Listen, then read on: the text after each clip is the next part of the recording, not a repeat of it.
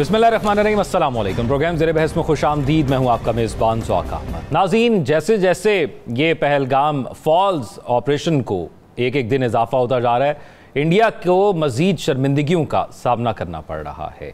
और ख़ास तौर पर कल कोर कमांडर्स कॉन्फ्रेंस हुई, वाज़े तौर पर बता दिया गया कि ये जो इंडिया की जानिब से ख़ास तौर पर आबी जारियत की जा रही है, इसका भी भरपूर जवाब दिया जाएगा। और हम तैयार हैं और उन प्रॉक्सीज़ के लिए भी तैयार हैं जो हमारा अमन ख़राब करने के लिए इंडिया जिनको सपोर्ट करता है। फिर उसके साथ साथ पाकिस्तान के डिफेंस मिनिस्टर ने रात को एक इंटरव्यू के अंदर बताया कि जो सवाल बार बार पूछा जा रहा था कि इंडिया अगर वहाँ पर डैम बना लेता है या पाकिस्तान का पानी रोक लेता है तो पाकिस्तान क्या कर सकता है, तो उन्होंने बता दिया कि हम स्ट्राइक करेंगे उस इंफ्रास्ट्रक्चर को जो पाकिस्तान का पानी रोकने के लिए बनाया जाएगा। और फिर साथ ये भी कहा कि हम इंडिया को फेस सेविंग नहीं देंगे बल्कि उनका मुंह काला करेंगे।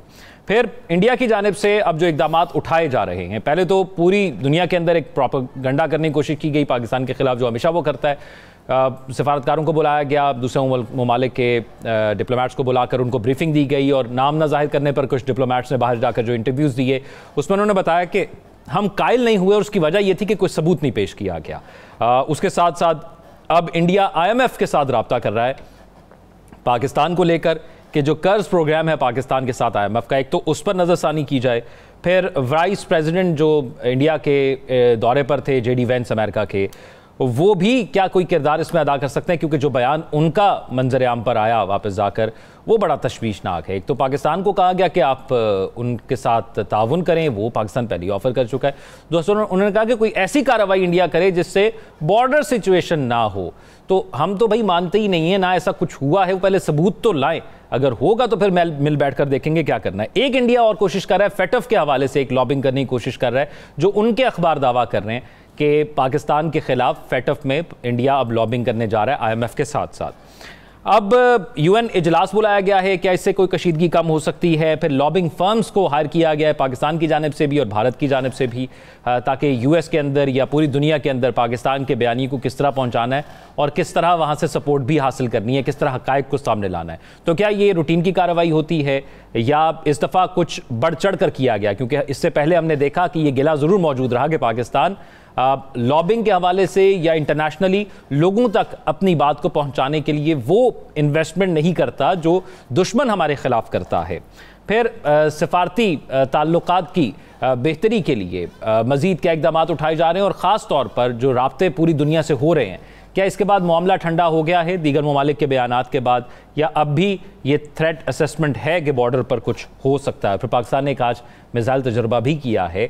ये भी बड़ी एक खुशखबरी की बात है कि हम पूरी तरह तैयार हैं अपनी डिफेंस सिस्टम के ऊपर, अपनी मिलिट्री के ऊपर, कि अगर वहाँ से कोई आता है या वहाँ से कोई दरअंदाजी की जाती है तो यहाँ से भरपूर जवाब दिया जाएगा। ये मंजरनामा है गुज़िश्ता एक दिन के अंदर का। आप अपने तज्ज़ियाकारों से उनकी राय जानते हैं। नजम साकिब साहब, PJ मीर साहब, बशीर साहब, तीनों सीनियर तज्ज़ियाकार हमारे साथ मौजूद हैं। नजम साकिब साहब, ये बौखलाहट का शिकार क्यों है इंडिया इतना? ख़ास तौर पर इस बार तो ख़ास तौर पर जो कुछ वो कर रहा है वो रिवर्स हो रहा है उसके लिए।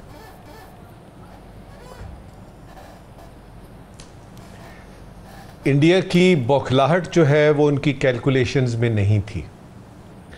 याद रहे कि ये पहलगाम के वाक़े पे नहीं हुआ, ये प्लान बड़ी देर का था, इसमें स्ट्रेटेजिक इनके ऑब्जेक्टिव्स थे और काफ़ी अरसे से ट्रीटी के बारे में, ये जो आपकी सिंतास मुआहदा है इसके बारे में, फिर उसके बाद ये जो 2019 अगस्त 5 को इन्होंने यूनियन का हिस्सा बना लिया मकबूजा कश्मीर को, फिर उसके बाद अभी ये है कि हमारी असेसमेंट ये कहती है कि नेक्स्ट स्टेप उनका ये है कि अब उन्होंने जो हमारी तरफ का आज़ाद जम्मू एंड कश्मीर है उस पे उन्होंने को क्लेम करने की बातें जो हैं, उनके जो उधर थिंक टैंक्स हैं जो लिखते हैं ना कि ये स्ट्रैटेजी होनी चाहिए और ये इस तरह से होना चाहिए, और फिर वो अच्छा, सबसे पहले तो मैं आपके साथ शेयर करूँगा एक ख़बर जी।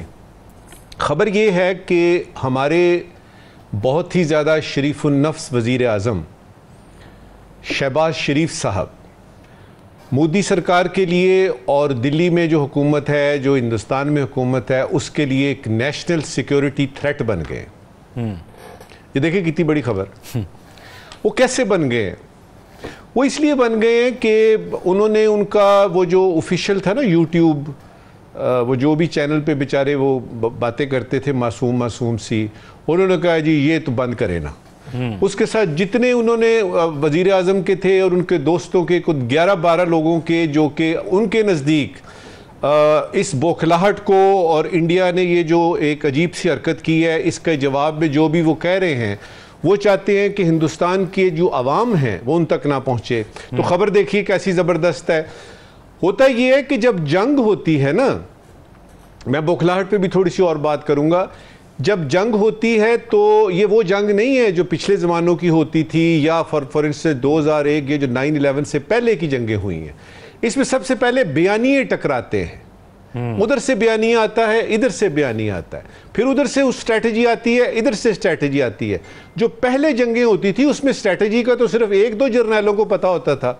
इधर क्या देख रहे हैं हम? इधर हम ये देख रहे हैं कि वो बयानिए की जंग तो हार गए, रूस ने, चीन ने, बाकी तमाम ममालिक ने कह दिया, एक तरह की ठाप करा दी कि जी आप किसी किस्म की हरकत ना कीजिएगा। अगर आप कहते हैं कि पहलगाम के वाक़े पे है तो उसकी तहकीक कराएं, और पाकिस्तान ने तो अगले दिन ही कह दिया था जी आइए न्यूट्रल वगैरह करा लेते हैं। अब ये है कि बौखलाहट का आलम ये आ गया कि बयानिए की जंग जब वो हारते हैं तो फिर गुस्सा अपनों पे निकलता है, इसलिए कि वो जो नीचे देखते हैं ना। मुझे बताइएगा, एक जर्नैल जब बनता है ना दुनिया में किसी भी जगह पे, एक लेफ्टिनेंट जनरल जब बनता है, बड़ी मेहनत करनी पड़ती है, हुकूमत का, मुल्क का, उसमें बड़ी इन्वेस्टमेंट होती है। 3 अगर आपके लेफ्टिनेंट जनरल आप सैक कर देते हैं, आप उनको निकाल देते हैं, कोई भी वजूहात हैं वो, और वो भी उस वक्त जब आपके जंगी माहौल क्रिएट कर रहे हैं, वॉर मॉन्गरिंग हो रही है, वॉर हिस्टेरिया हो रहा है, अपने ही जर्नैलों को। अच्छा, ये बौखलाहट की पीक है कि आपको जब समझ नहीं आती कि ये कर तो लिया हमने सिंध तास मुआहदे पे, हमने इधर से फीलर्स भी छोड़ दिए, हमारी तवक्को दुनिया ने भी नहीं माना, पाकिस्तान तो बिल्कुल नहीं मान रहा। तो उस तरफ बौखलाहट है, इस तरफ क्या हो रहा है? इस तरफ ये हो रहा है कि कोर कमांडर की एक एक्स्ट्रा ऑर्डिनरी मीटिंग होती है कल, और उसमें ये होता है कि एसपीडी के जो हेड हैं वो भी मौजूद हैं। इसमें क्या हो रहा है, देखा जा रहा है कि जी हमने जंग नहीं करनी, हमने पहल नहीं करनी, लेकिन अगर पहल होती है उधर से तो, और यार सीधी सीधी सी बात है, मेरे तो एक मिनिस्टर ऑफ इंफॉर्मेशन जो हैं वो रात को आपको कोई 1-2 बातें करते हैं और आप पीछे हट जाते हैं, तो मेरी फौज तक तो बात ही नहीं आनी। मेरे प्राइम मिनिस्टर जो हैं और मेरे मिनिस्टर ऑफ वो जो कहते हैं रात को कह रहे 24-48 घंटे, तो क्या हमारी इत्तला ठीक थी?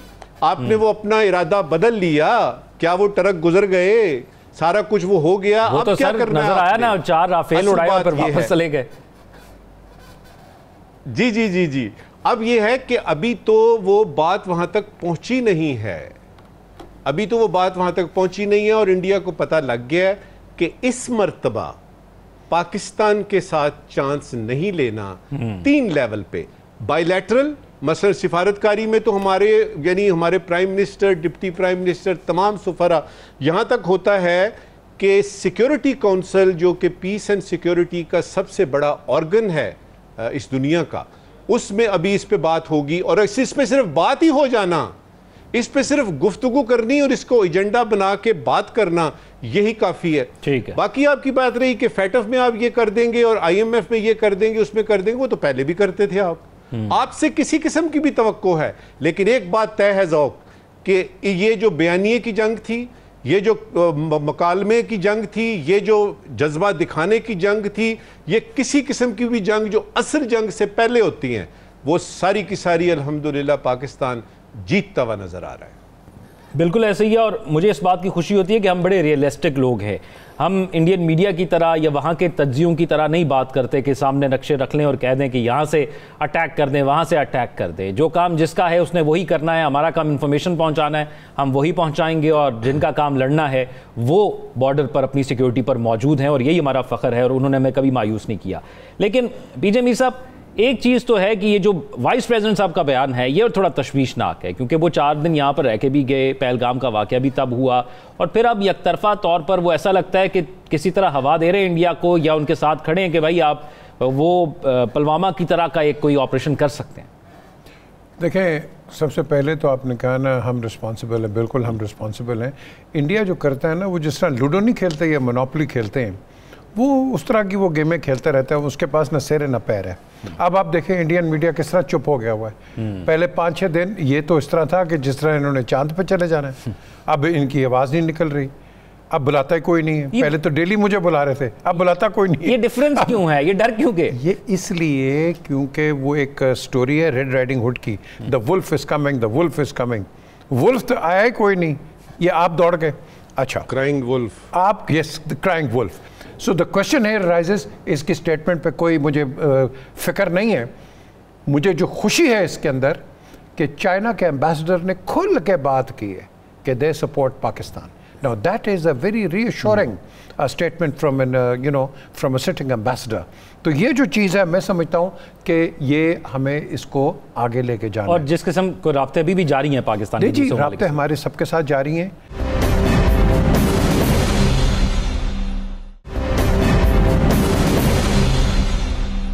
एक क्लैरिफिकेशन बड़ी ज़रूरी है। ये मीर साहब ने बिल्कुल ठीक इंटरप्रिटेशन की है। ये जो वर्ड रिस्पॉन्सिबिलिटी है ना, इसको हम इस तरह भी ले सकते हैं कि अगर एक वाक़या पेश आता है, हिंदुस्तान कहता है दहशतगर्दी का वाक़या है, पाकिस्तान कहता है कि नहीं है, तो पाकिस्तान की ये रिस्पॉन्सिबिलिटी बनती है। देखिएगा मैं क्या कह रहा हूँ, पाकिस्तान की ये रिस्पॉन्सिबिलिटी बनती है, जो मेरे नज़दीक उन्होंने जिस रिस्पॉन्सिबिलिटी का जिक्र किया है कि अगर इसकी तहकीकात होती हैं तो to the extent possible Pakistan मदद करे। मीर साहब, तो इसके दो मतलब निकलते हैं, क्योंकि अगर तो सिर्फ उनकी होती बात तो वो कहते जी पाकिस्तान रिस्पॉन्सिबल है, पाकिस्तान को ये चाहिए। वो कहते हैं टू दी एक्सटेंट पॉसिबल की जब आती है, इसका मतलब ये है कि हमारी जिम्मेदारी बनती है, और वो तो हम पहले ही पूरी कर चुके हैं। हम खुद कह चुके हैं कि न्यूट्रल किसी को बुला के कराइए इन्वेस्टिगेशन। मीर साहब, बिल्कुल ठीक है, बिल्कुल एब्सोल्युटली। और ये इस चीज़ को we need to take it up कि आप खुल के एक ऐसी स्टेटमेंट दें कि जिसके अंदर कोई एम्बिग्विटी ना हो। ये बिल्कुल सही है, इसके दो माने निकल सकते हैं, इसको मिस इंटरप्रेट भी किया जा सकता है, but I want a clear statement from the United States और फ्रॉम द सेनेट और फ्रॉम द कांग्रेस के भाई this is what our policy is. Pakistan की पॉलिसी बड़ी क्योंकि डोनाल्ड ट्रंप का जो वो पहले वाला एक बयान था जिसमें उन्होंने कहा 1500 साल या पता नहीं कितने 100 साल पहले तक ले गए थे, उससे तो लगा कि वो संजीदा नहीं थे इस वक्त। नहीं, देखो जी, हर मिनट के ऊपर तो आप ये हर किस्म का वो आप उठा लेते हैं। मैं नाम भूल गया, नजम साहब, ये who was the secretary of defence इनकी बुश की गवर्नमेंट में, बेचारा मर गया वो। चले आप बात, जब हम गए थे, बात आप सेक्रेटरी ऑफ डिफेंस का, ठीक है, आई फॉरगेट हिज नेम। तो इसको मैंने इधर पेंटागन में सवाल किया था जब when prime minister was going in कि are you talking about Bajaur, are you talking about के जो अटैक्स हो रहे हैं? कोई जवाब नहीं आया। Oh, we have talked about it, ये मेरे पास साउंड बाइट पड़ा हुआ है। सो ये बातें करते हैं, ठीक, यहाँ बैठ के पाकिस्तान, उधर बैठ के इंडिया। अब आप मुझे बताओ, हमें अमेरिका जैसे मुल्क से तो न्यूट्रलिटी चाहिए, but America has exposed itself that it is not really Pakistan's friend. Yes, interests are there, but friendship वो होती है where you don't take sides but you show neutrality. So I take exception to this remark, ये जो इन्होंने vice president ने दिया। और साथ साथ ये भी मैं कहूँ कि I think it is high time हमारे जो फॉरेन मिनिस्टर हैं, डिप्टी प्राइम मिनिस्टर इसाक डार साहब बड़ा अच्छा कर रहे हैं। उन्होंने यूनान की गवर्नमेंट को भी अप्राइज किया है, बाकी गवर्नमेंट्स को भी कर रहे हैं, and they are taking everybody on board. ये हमें करना चाहिए। हमारे पुराने फॉरेन सेक्रेटरीज, इनको भेजो, अपने केस को प्लीड करो और बताओ कि देखो ये मसला आज ख़त्म नहीं होना, कल कुछ और हो जाएगा। आज हम कबूतर की बात कर रहे हैं, ये तीतर की बात कर देंगे, भेड़ियों की बात कर लेंगे। So we can't trust them any more. और ये है कि हम ये नहीं कि ये मसला हाईलाइट होता है तो हम फॉरेन अफेयर्स के अंदर हम एक्टिव हो जाते हैं, हम थ्रू आउट रहते भी हैं, लेकिन जहाँ पे ज़रा ज़्यादा हाईलाइट भी हो जाता है। साकिब बशीर साहब, पहलगाम हुआ, कोई सबूत नहीं सामने आया, दुनिया को कायल करने में वो नाकाम रहे, 11 दिन गुजर गए, सिंतास मुआहिदा मुअत्तल कर दिया, उन्हें लगा कि शायद हमारी पोजीशन कमज़ोर हो जाएगी, पाकिस्तान का बयानिया फिर भी सख्त रहा। अब IMF और FATF के पास जाने की बात की जा रही है, तो आगे कहाँ तक आप देखते हैं कि ये मामला रिजॉल्व हो जाएगा? और क्या जो वज़ीर इत्तलात साहब ने 3-4 दिन पहले कहा था कि 24 से 36 घंटे इंपॉर्टेंट हैं, एक थ्रेट है, अभी भी वो थ्रेट मौजूद है, या अब मामला आहिस्ता आहिस्ता स्लो डाउन हो गया है और ठंडा पड़ गया बॉर्डर पर? नहीं, कहीं ना कहीं ठंडा तो पड़ा ही है, क्योंकि वो 24 और 36 घंटे से तो अब तो मेरे ख्याल 48 से 60 घंटे जो है वो गुजर चुके हैं जब ये बात अता तारड़ साहब ने की थी। और वो यकीनी तौर पर एक जो है वो रिस्पॉन्सिबल हैं, वज़ीर इत्तलात हैं, उनकी जानिब से रात 1:30-2 बजे ये बात करना उसमें वज़न था। उसके बाद अब भारत का जो मूड है वो तब्दील हुआ, या उसमें आप ये कह सकते हैं कि अभी ये ऐसी सिचुएशन जो है वो मुकम्मल तौर पर तो ख़त्म नहीं हुई, कोई माहौल जो है वो थोड़ा सा ठंडा पड़ा है, लेकिन ख़त्म नहीं हुई वो सिचुएशन। भारत क्या करेगा, क्योंकि आज भी अगर आप देखें तो उनकी जानिब से जो डायरेक्टली या इनडायरेक्टली जो पाकिस्तान से जो अशिया जा रही थी भारत की तरफ, उन्होंने उस पर जो है मुकम्मल तौर पर पाबंदी लगाई है। फिर जो डाक थी वहाँ पे जा रही थी ज़मीनी रस्तों से या फ़ज़ाई रस्तों से, जितनी भी वो उस पर भी उन्होंने जो है वो पाबंदी लगा दी है। तो भारत अभी भी कुछ ना कुछ जो है वो कर रहा है। जो अमेरिका के किरदार के हवाले से हम बात कर रहे हैं, तो पाक भारत कशीदगी के तनाजुर में जब से ये वाक़या हुआ, ये जो जेडी वैंस हैं इनका स्टेटमेंट तो तकरीबन 7-8 दिन के बाद आया, लेकिन सबसे पहले जो सदर ट्रंप हैं उनकी स्टेटमेंट आई, उसके बाद सेक्रेटरी ऑफ स्टेट, और उसके बाद 3-4 जो थे यूएस की अथॉरिटीज़ से उनकी स्टेटमेंट्स आती रहीं। बात हुई यहाँ जो वज़ीर ख़ारजा हैं इसाक डार साहब से, दूसरी वज़ीर आज़म शहबाज शरीफ साहब से, और दूसरी तरफ वज़ीर ख़ारजा जो भारतीय वज़ीर ख़ारजा हैं उनसे बात हुई, और उनकी जानिब से बड़ी बैलेंस स्टेटमेंट आई।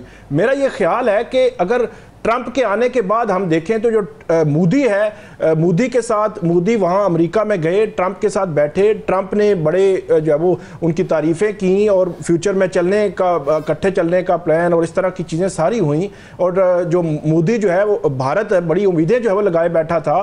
दूसरी तरफ अगर देखें तो पाकिस्तान के साथ ना तो हमारी तरफ से अभी इतना बड़ा कोई वफद गया या प्राइम मिनिस्टर गए हों या कोई ऐसी सिचुएशन हुई हो या उन्होंने डायरेक्ट कोई जो वो को बातचीत हुई हो सदर ट्रंप की।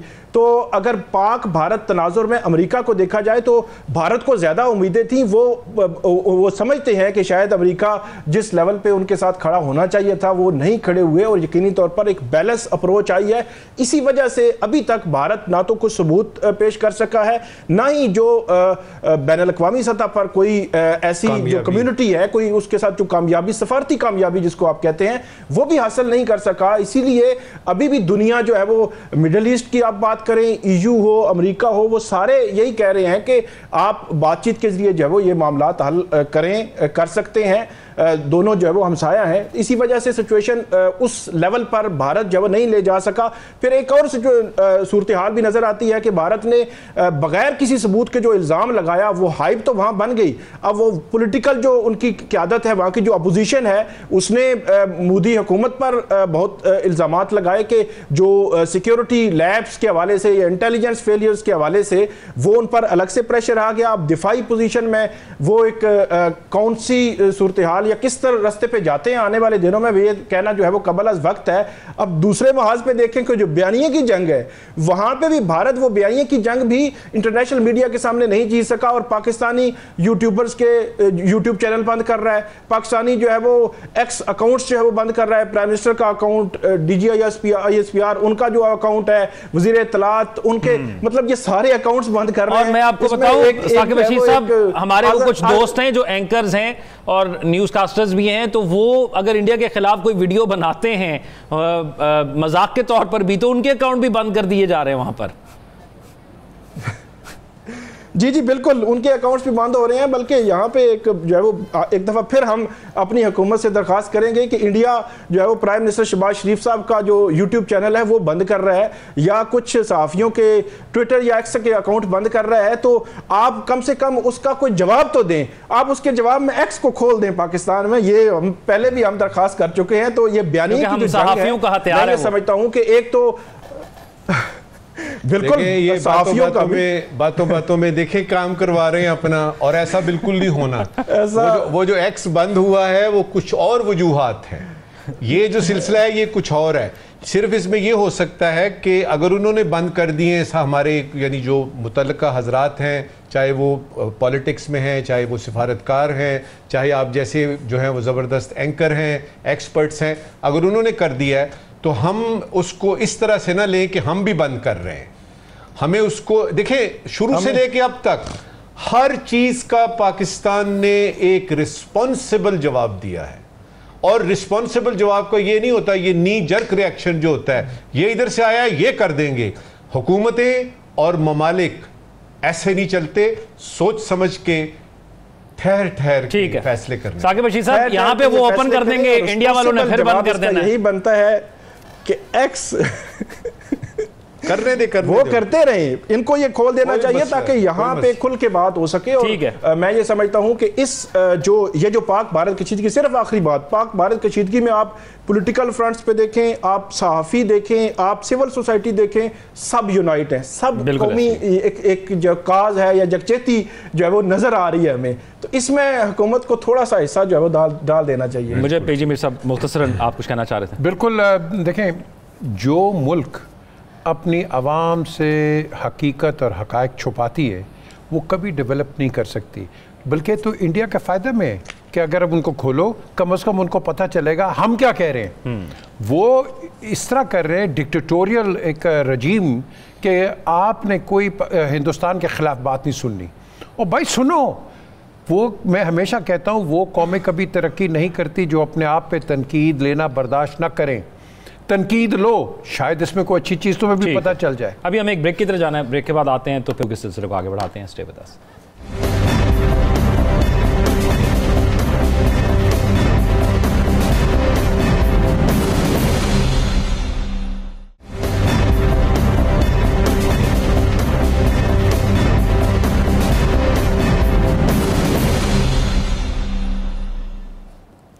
ब्रेक के बाद खुशामदीद नाज़रीन। गुज़िश्ता साल एक केस था सुप्रीम कोर्ट में मखसूस नशस्तों के हवाले से, और हमने देखा कि उसमें आइनी इदारे एक दूसरे के सामने खड़े हो गए थे। और जब ये फैसले आए तो हमने तब बड़ी डिटेल्ड इस पर बात की, लेकिन अब सुप्रीम कोर्ट ने मखसूस नशस्तों के फैसले पर नज़रसानी अपीलें समाअत के लिए मुकर्रर कर दी हैं। मैं साकिब बशीर साहब आपसे जानना चाहूँगा पहले कि ये फरमाइएगा कि इस केस में अब क्या अपडेट है, क्योंकि हमारी असम्बली तो अब मुकम्मल नहीं है, ना हमारा सेनेट मुकम्मल है, मखसूस नशस्तों का मामला भी पेंडिंग में है, और जो सुप्रीम कोर्ट ने कहा था उस पर अमल दरामद भी नहीं हुआ था। बिल्कुल, ये 12 जुलाई को पिछले साल ये फैसला आया था और सुप्रीम कोर्ट उस वक़्त पूरी जो है वो सुप्रीम कोर्ट बैठी थी, उसमें कोई लार्जर बेंच नहीं था बल्कि पूरी सुप्रीम कोर्ट का ये फैसला था। 12 जुलाई से लेकर आज तक 3 मई जब हम बात कर रहे हैं तो अभी तक उस फैसले पर अमल नहीं हुआ।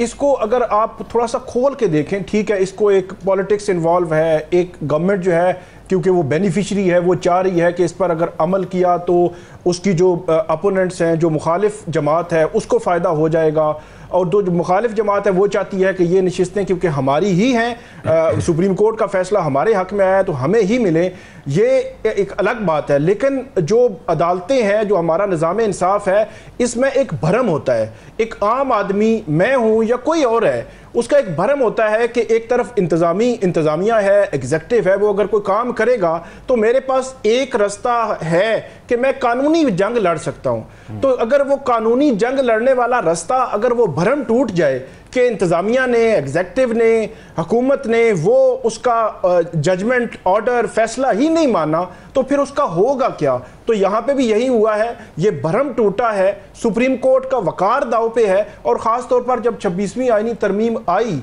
तो तब से लेकर अब तक जो है वो हम इसको डिस्कस करते रहे हैं कि जो अदलिया पर कंट्रोल है, जो एग्जेक्टिव का, वो बड़ा है, और उस कंट्रोल के बढ़ने से अदलिया का जो इंडिपेंडेंस है, वो जो आज़ाद हैसियत में अदलिया ने जो फैसले करने होते हैं, उन फैसलों के हवाले से भी सवालात हैं।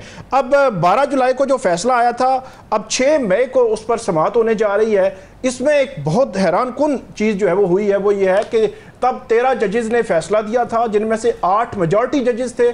जो अक्सरीती फैसला था उसको ही जजमेंट हम कहते हैं। अब जो बेंच बना है, ये बेंच आईनी जो बेंच है, आईनी जजेस का, जिनको आईनी बेंच का जो हिस्सा डिक्लेयर किया है जुडिशल कमीशन ऑफ पाकिस्तान ने, जी 26वीं तरमीम के बाद, तो उसमें 5 वो जजेस शामिल ही नहीं है जो अक्सरीती जो है वो फैसला लिखने वाले थे। तो ये सबसे हैरान कौन मामला है। और जो रिव्यू होता है किसी भी फैसले का सुप्रीम कोर्ट में, उसका बहुत ही जो वो लिमिटेड स्कोप होता है। आप ये कह सकते हैं कि पूरी जजमेंट जब सामने पड़ी होती है तो अदालत कहती है कि कोई एरर बता दें जिसको आपने पॉइंट आउट करना है, हमने पूरा केस नहीं खोलना, पूरा सिर्फ छोटा सा जो है वो एरर आपने बताना है, क्योंकि बहुत लिमिटेड स्कोप होता है। तो उस लिमिटेड स्कोप को जानने के लिए वो जो जजमेंट जिन जजेस ने दी थी और उसमें से 5 हैं ही नहीं, और वो जजेस हैं जस्टिस अमीनुद्दीन खान साहब और जस्टिस नईम अख्तर अफगान, ये वो 2 जजेस थे जिन्होंने अपनी जजमेंट में ये लिखा था कि ये एक अनकॉन्स्टिट्यूशनल जो है वो फैसला है और इस पर जो है वो अदारे जो है वो अमल करने के पाबंद नहीं है। और उसके बाद हुकूमत ने इसको जो है फुल सपोर्ट किया, इलेक्शन कमीशन ने अमल नहीं किया, स्पीकर ने उस पर जो है वो खतूत लिखे। और अब जो है वो जब रिव्यू, एक आखिरी बात मैं करूंगा, जब रिव्यू होता है, रिव्यू ये कहते हैं कि फलां जजेस का जो फैसला है उसको रिव्यू करना है, तो वहां अगर 5 नए जजेस बैठे होंगे जिन्होंने ये केस सुना ही नहीं है, तो वो केस कैसे आगे बढ़ेगा। तो इसमें मल्टीपल ऐसे क्वेश्चंस हैं कि ये केस कैसे आगे बढ़ना है। फिर सुप्रीम कोर्ट या अदलिया का मजमूई तौर पर वकार जो है वो दाव पे है कि अगर आपके ऑर्डर्स पर, जजमेंट्स पर अमल नहीं होगा, बबांगे दोहल अमल नहीं होगा, और खास तौर पर सुप्रीम कोर्ट में इसके अमल दरामद के लिए पीटीआई ने दरखास्तें दायर की हुई थी, कंटेम्प्ट की दरखास्तें दायर की हुई थी, वो कभी नहीं लगी। तो जब 6 मई को ये केस खुलेगा तो क्या आईनी बेंच ये सवाल करेगा कि इस फैसले पर अमल भी हो चुका है या नहीं हुआ। अच्छा नजम साकिब साहब, 26वीं आईनी तरमीम से पहले के दौर की बात है कि एक केस था और हमारी असम्बली जो है वो नामुकम्मल थी। अब भी वो नामुकम्मल है और हम सब चाहते हैं कि सेनेट भी मुकम्मल हो जाए और असम्बली भी मुकम्मल हो जाए, लेकिन सुप्रीम कोर्ट, पार्लियामेंट और इलेक्शन कमीशन, हमने उस दौर में देखा कि ख़तो किताबत हुई लेकिन फैसले पर अमल दरामद किसी भी तरह नहीं हुआ। तो अब आप क्या देख रहे हैं कि क्या होने जा रहा है? हो जाने दें, ये भी हेयरिंग हो जाने दें, इसका रिव्यू भी मखसूस नशिस्तों का। मुझे तो ये पता है कि अगर आप वो पैटर्न देखें जो शुरू हुआ है इलेक्शन 8 फरवरी से पहले से, जिसमें हम ये देख रहे हैं कि सदर मुमलिकत कह रहे हैं इस दिन इलेक्शन होगा, सुप्रीम कोर्ट कह रही है ये डेट्स देनी है, और इलेक्शन कमीशन ऑफ पाकिस्तान जो अपनी मुद्दत इस वक्त पूरी कर चुका है, कोई पता नहीं है कि उसमें कोई जो आईनी तौर पे, कानूनी तौर पे किसी नए ईसीपी ने आना था। अगर मैं ये सारा पैटर्न देखता हूं तो मुझे ये पता है कि अगर ये फैसला पीटीआई के हक में भी आ गया, वही हुकूमत है, वही ईसीपी है, इलेक्शन कमीशन ऑफ पाकिस्तान है, अमल दरामद कैसे होगा। सिर्फ इस छोटी सी मिसाल से आपको पता लग जाएगा कि किस तरीके से इमेज जो है वो कन्वे हो रहा है। तो मेरी ये दरख्वास्त होगी, मेरी ख्वाहिश होगी, बल्कि मेरी दुआ भी यही होगी कि बाकी चीज़ें होती रहेंगी, नहीं दें मखसूस नशिस्तें, ना कराएं आप, यानी वो जो आपकी सेनेट की बाकी सीटें हैं, जो करना आपने करें पीटीआई के साथ। अवाम के एतबार और अवाम के एतमाद को बहाल रखिए, विद और विदाउट 26th अमेंडमेंट। कुछ इस तरह कर लीजिए कि आपके अवाम को कम से कम वो जो एक था ना कि यार अदालत होगी, मैं इंसाफ लूंगा जाके, जरा उसका ख्याल कर लीजिए। मीर साहब, अवाम क्या सोच रही है ये मंजरनामा देखने के बाद? अवाम सोच रही है बचाओ, यही सोच रही है वो, क्योंकि वो कह रहा है बचाओ महंगाई से, बचाओ दहशतगर्दी से, नाइंसाफ़ी से, बचाओ नाइंसाफ़ी हो गई, हमें आप एम्प्लॉयमेंट्स दो, पानी हमें दो, हमें अच्छी हाउसिंग दो, ये जो कि हो रहा है इंशाल्लाह। ये चीज़ मांगती है अवाम। अवाम को कोई इंटरेस्ट नहीं है कि जो मर्ज़ी आ जाए, उसको सिर्फ इंटरेस्ट है कि उसका घर चले। और हम क्या करते हैं इस मुल्क के अंदर कि जो भी इनकम्बेंट गवर्नमेंट होती है, आज की नहीं, आप हर गवर्नमेंट को ले लो, वो क्या करते हैं कि ऐसे नए कवानीन लेके आ जाते हैं कि जो उनको सूट करते हैं। आप वो कवानीन लेके आएँ कि जो कि ओवरऑल हर एक को सूट करें। सिर्फ आपको अगर कोई सूट करेंगे बिकॉज आपको एक 3 या 4 साल का एक रिलीफ है, बिकॉज आप इनकम्बेंट गवर्नमेंट है, तो वो लॉन्ग टर्म पाकिस्तान का उसमें फ़ायदा नहीं है। वो एक पॉलिटिकल पार्टी को एक फ़ायदा हो जाता है थोड़ी देर के लिए, but in the longer run nation Pakistan is a nation, वो सफ़र करती है.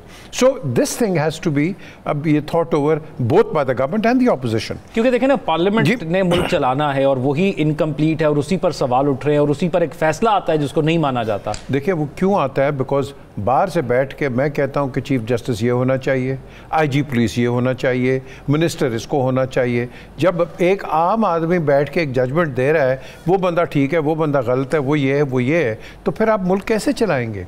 इदारों को चलने दो, ट्रेसपास ना करो. हम बड़े शोर कर रहे थे पहले 70s में भी और 80s में भी कि हाँ जी everybody should work in their own domain, बड़े बड़े नारे लगते थे. अब क्या है, डोमेन में काम कर रहे हैं हम, एक दूसरे के हम डोमेन में ट्रेसपास कर रहे हैं. ये कोर्ट्स का काम है कि हर चीज़ जो हुकूमत है वो कोर्ट्स ने चलानी है या गवर्नमेंट ने चलानी है? हुकूमत, गवर्नमेंट और पार्लियामेंट चलाती है, कोर्ट्स नहीं चलाते. और यही वजह है कि आपका एक तसादुम पड़ा हुआ है कि कौन रन कर रहा है इस मुल्क को. तो मैं समझता हूँ कि कोर्ट्स बड़े रिस्पेक्टेबल हैं, हमें इनकी रिस्पेक्ट करनी चाहिए. जो ये ऑर्डर्स दें उनकी इम्प्लीमेंटेशन हो रही है, कोई इम्प्लीमेंटेशन नहीं होती है. कल भी हमने इसमें थोड़ी सी बात की थी, कोर्ट का order should be final.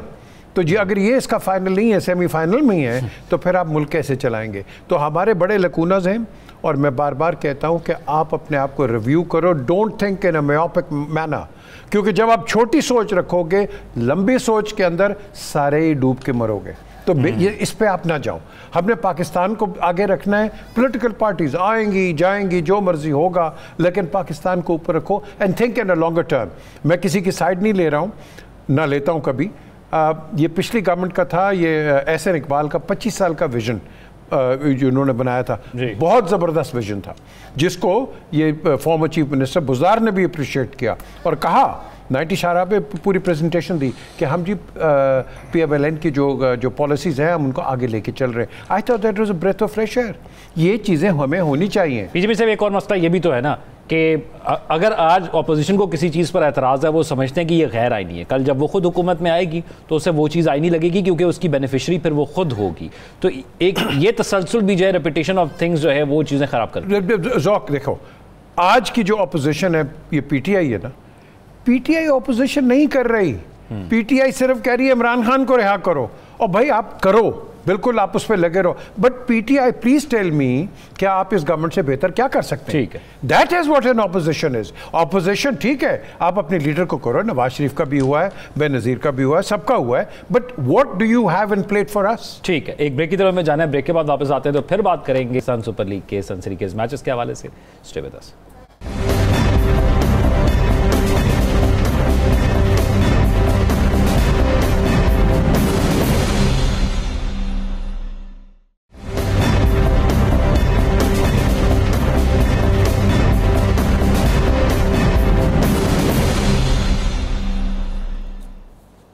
Break के बाद खुशामदीद. पाकिस्तान सुपर लीग के मैचेस का सिलसिला जारी है और पॉइंट्स टेबल बड़ी दिलचस्प सूरत हाल इख्तियार कर गया है.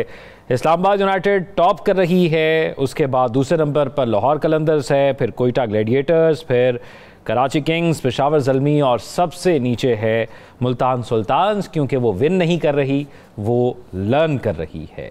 नजम साकिब साहब, आपकी और मेरी फेवरेट टीम टॉप कर रही है इस वक्त.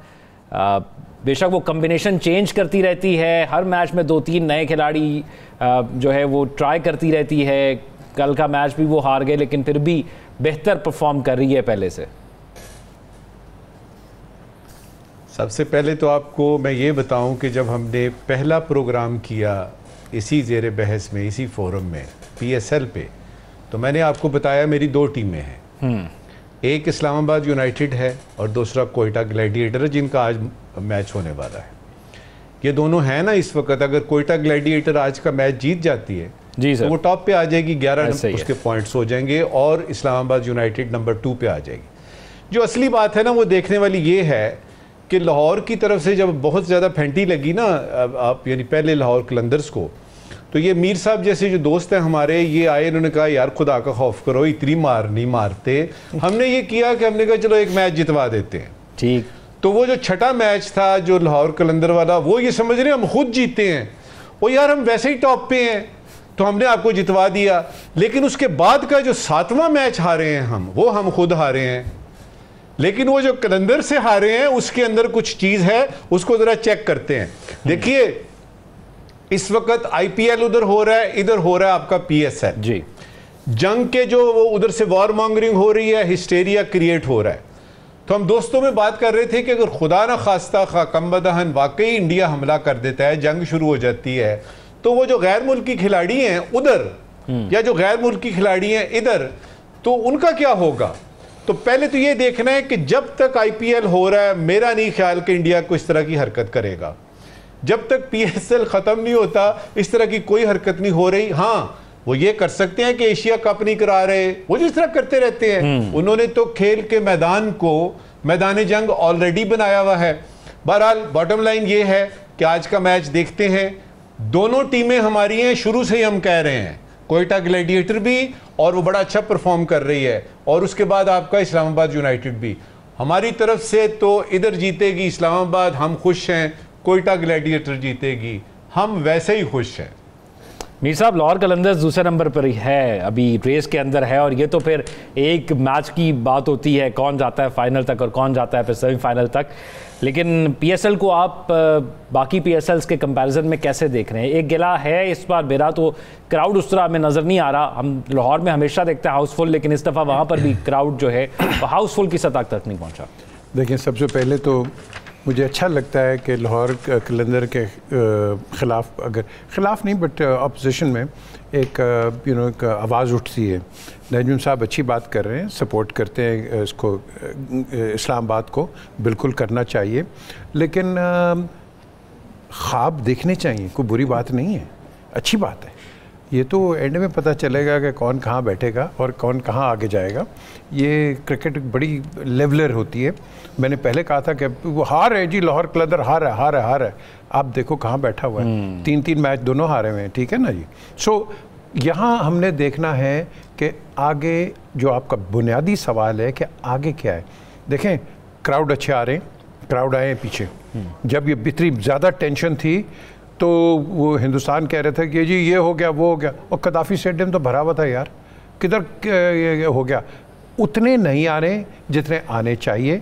मैं बार बार हर चेयरमैन को मैंने कहा है कि खुदा के लिए आप स्कूल के बच्चों को, मुख्तलिफ स्कूलों को डेली या मैचेस वाइज आप इनको फ्री अंदर आने दो। ये फ्यूचर है आपका। हम ये नहीं करते। मैं 2007 से कह रहा हूँ चेयरमैन्स को, डॉक्टर नसीम अशरफ ने बिल्कुल इस पर काम किया, लेकिन बाकी आई डोंट नो ये क्यों है। आपके स्टैंड्स खाली हैं, आपने राइट्स अपने टेलीविज़न के बेचे हुए हैं, बड़ा ज़बरदस्त आपको पैसा आ रहा है, एक विजुअल इम्पैक्ट तो दे देना यार। ये ग्राउंड अगर खाली दिखाओगे तो मुझे बताओ आपका फ्यूचर कहाँ से आएगा। एक तो ये पीएसएल मेरी नज़र में एक स्टेपिंग स्टोन है for the future of Pakistani players. यहाँ जो मैं चीज़ देख रहा हूँ कि हमारे जो बड़े जिनके हम नाम लेते हैं, they not really performing as they should. ये बाहर के जो लड़के हैं वो ज़्यादा परफॉर्म कर रहे हैं, हमारे बहुत इतने नहीं कर रहे जितने जिनसे मेरी इतनी उम्मीदें हैं। बहरहाल ये अप्स एंड डाउन्स होते हैं, और मैं समझता हूँ कि ये एक गेम है जिसके अंदर वो खान मोहम्मद साहब मुझे हमेशा कहते थे कि क्रिकेट एक ऐसी गेम है कि जब तक आखिरी बॉल आप ना बोल करें मैच ख़त्म नहीं होता। तो मैं वेट करूंगा अभी कि इस्लामाबाद ग्लैडिएटर इंशाल्लाह नंबर 2 या नंबर पोजीशन पे आएंगे। ज़ौक़ देखें कितनी ज़्यादती की बात है, कितनी एहसान फरामोशी है।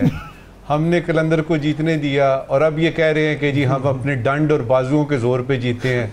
हद ही हो गई है यार। कलंदर ने बाकी मैच भी तो जीते हैं ना, वो भी तो अपने जोरे बाजू पर जीते हैं, लेकिन कोयटा ग्लैडिएटर्स की तरफ चलते बाबा वो उन्होंने जीते होंगे, लेकिन मीर साहब को अच्छी तरह से पता है कि ये जो हमने अभी मैच हुआ है जो सेकंड वाला लाहौर कलंदर का इस्लामाबाद का, ये बाकायदा तौर पे हमने उनको जितवाया है और मीर साहब को अब पता है, और ये देखें वो हंस रहे हैं इस वक्त। तो वो आप समझते हैं कि आगे जाकर ये उधार उतारना चाहिए फिर उनको? अभी तो छोड़ेंगे ही नहीं, अभी आए ना जरा सामने, विश के सेमीफाइनल दोनों का हो, अभी देखे तो सही। कोयटा ग्लैडिएटर्स का रुख करते हैं आप। साकिब बशीर साहब जो है वो मुस्कुरा रहे हैं, आज के मैच से उम्मीदें भी होंगी उनको, कोयटा ग्लेडिएटर्स की सबसे खूबसूरत बात उनका डग आउट है और उनकी खूबसूरती है, और वहाँ पर सर विविन रिचर्ड्स जो बैठे होते हैं, जिस तरह वो टीम को बूस्ट कर रहे होते हैं या कंट्रोल कर रहे होते हैं या जिस तरह उनको समझा रहे होते हैं, उनका एक्सपीरियंस, तो इसी वजह से कोयटा हर PSL के अंदर बड़ी कंपोज नज़र आती है। तो साकिब बशीर साहब, आपको इस दफ़ा कोई यंग टैलेंट नज़र आ रहा है? क्योंकि हर साल हम देखते हैं कि पाकिस्तानी कौमी टीम के अंदर यहाँ से यंग लड़के पिक होते हैं, तो इस दफ़ा आपको लग रहा है कि कोई ऐसी परफॉर्मेंस है कि जो कौमी टीम के अंदर जाएगी? डायरेक्ट तो ये कहा जाए कि डायरेक्ट कोई जो है वो PSL से पाकिस्तानी कौमी टीम में चला जाएगा, वो अनफॉर्चुनेटली मेरे ख्याल में नहीं होगा। वो माहर सदाकत हैं, अली रज़ा फास्ट बॉलर हैं, ये हो सकता है कि फ्यूचर में कोई अच्छा परफॉर्म करें तो उनकी जगह जो है वो कौमी टीम में बन जाए, लेकिन डायरेक्ट जो है वो नहीं कोई ऐसा टैलेंट जो है वो हमें नज़र आ रहा। जिस तरह PSL में वो एक यंग लड़का जिसकी 14-16 साल उम्र जो है वो बता रहे हैं कि वो बड़ा अच्छा लेफ्टी जो है उसने बड़ा अच्छा खेला है, उसकी बड़ी वो तारीफें कर रहे थे और डायरेक्ट कह रहे थे कि वो जो है वो IPL में जी IPL में, तो इस तरह का टैलेंट हमारे जब वहाँ नज़र नहीं आया। बाकी जो हमें मामला है वो बाबर आजम और मोहम्मद रिजवान की टीमें जो हैं, वो जो मुल्तान सुल्तान्स हैं, वो तो टूर्नामेंट से जो है बाहर PSL से, और जो अभी जो पेशावर ज़ल्मी है वो बाबर आजम की टीम, कप्तान वापस आ गया, कल उसने 50 की है, आगे जो वो जगह उनकी बन सके, तो ये जी वो 50 उन्होंने की है, तो देखते हैं कि आगे क्या होगा। लेकिन ओवरऑल जो PSL है, ये जो पाक भारत मामला था, वहाँ IPL भारत ने PSL पर पाबंदी लगाई और ये खबर आज आई कि शायद पाकिस्तान ने भी इधर IPL देखने पर जो है वो पाबंदी लगाई है। तो वो जो एक टेंशन का माहौल बन रहा था, तो पिछले दिनों वहाँ बार बार ये इंडियन मीडिया पे जो कल भी हमने बात की थी, वो हो रहा था कि पाकिस्तानी जो है वो राशन इकट्ठा कर रहे हैं, तो इस दौरान जो है वो कज़ाफ़ी स्टेडियम भरा हुआ था, तो लोग जब वो कराची में नहीं निकले, जब वो निकल रहे इस तरह जो है जिस तरह निकलना चाहिए था, लेकिन ये है कि यहाँ पे तमाशाई जो है वो निकल रहे हैं, वो बूस्ट नहीं मिला PSL को। उसकी एक वजह वैसे ये भी होता है कि इवेंट टू इवेंट होता है कि PSL शुरू हुआ, दरमियान में कोई बहुत बड़ा इवेंट ना क्रिएट हो जाए, जिस तरह ये पाक भारत टेंशन जो है वो क्रिएट हो गया मामला, तो इस वजह से थोड़ा सा PSL जो है वो पीछे भी चला गया है। उस तरह का जो स्क्रीन पे भी आप उस तरह के हमने भी आप देखे ना, वैसे रिकी पॉन्टिंग ने भी कल वहां पे IPL में एतराफ किया है कि हमारे पास बड़े प्लेयर्स कुछ ना आने की वजह PSL भी थी, तो दोनों इवेंट इकट्ठे हुए हैं, तो दोनों को इफेक्ट हुआ है। फिर ऐसा ही है जी बिल्कुल, ये तो इफेक्ट तो होना ही था। वो तो पाकिस्तान में भी आए हैं बड़े प्लेयर जब वो आए हैं, भारत में भारत की तरफ ज़्यादा रुख करते हैं। IPL को उन्होंने एक नया जब वो रंग ढंग दिया है, जिस तरह यहाँ मुल्तान सुल्तान के जो अली तरीन है उनकी जानिब से ये तवज्जो मबजूल करवाई गई थी। मेरे ख्याल में PCB इसको देखेगा कि फ्यूचर में कुछ नया करने को जो है वो PSL, ताकि इसको मजीद बूस्ट मिले, हमारा एक ब्रांड है, कामयाब हो, यहाँ से टैलेंट जो है वो निकले। PJ मीर साहब, हमारे जो सीनियर प्लेयर्स हैं वो नहीं परफॉर्म कर रहे, और ये सब लोग वेट कर रहे थे कि वो परफॉर्म करेंगे, उनकी फॉर्म वापस आ जाएगी। वो शाहीन आफरीदी हो गए, मोहम्मद रिजवान हो गए, बाबर आजम हो गए, और दीगर सीनियर प्लेयर्स हैं जो कौमी टीम का फेस थे, तो अब इस कमी को कैसे पूरा करना है? देखें, ये जो आपने सवाल किया है, अब बड़े लोग एक्सपेक्ट करेंगे T20 से आप किसी लड़के को डिटर्मिन नहीं करते हैं, ये गतका है, ये क्रिकेट नहीं है। क्रिकेट होती है 1 डे, अगर आपने सही किसी को असेस करना है, या टेस्ट में तो खैर बात की है, या 3 डे होता है। आपने जब तक इन लड़कों को डोमेस्टिक क्रिकेट नहीं खिलवाया, तो आप इनको गेज नहीं कर सकते हैं। ये इसके PSL पे नहीं है। हाँ, आपकी आंख खुल जाएगी, आपको पता चल जाएगा कि किस लड़की में क्या पोटेंशियल है, बट सिलेक्शन जो है that has to be based on the performance of first class. अगर आप फर्स्ट क्लास को अहमियत नहीं देंगे, तो इसका मतलब है आपकी जो क्रिकेट की नर्सरी है वो तो बिल्कुल आप डिफंक्ट कर रहे हैं ना। ये तो एक कार्निवल है, ये कार्निवल इंडिया में भी है, इधर भी है, हर जगह भी है। ठीक है, हमारे नाज़रीन सोशल मीडिया पर अपने फीडबैक करेंगे। अपना ख्याल रखिएगा, आपसे इंशाल्लाह कल मुलाकात होगी। अल्लाह हाफ़िज़।